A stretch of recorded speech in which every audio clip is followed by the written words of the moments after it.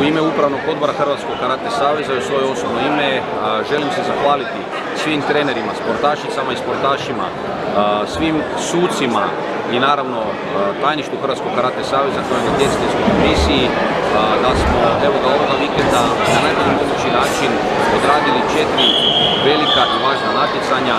Jučer, dakle u subotu, prvenstvo Hrvatske u kapama za kadete i juniore i mlađe seniore, sveučilišno prvenstvo Hrvatske i prvenstvo Hrvatske u para karate. A evo ga danas u nedjelju okupilo se 420 natjecatelja iz 62 kluba, budućnost Hrvatskog karate saveza i Hrvatskog karate sporta.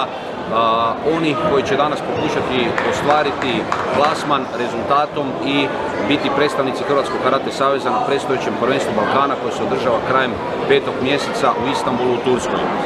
Uz jednu veliku zahvalu svima onima koji na najbolji mogući način upotpunjuju vikende i na taj način dižemo hrvatski karate sport i Hrvatski karate savez stepenicu više.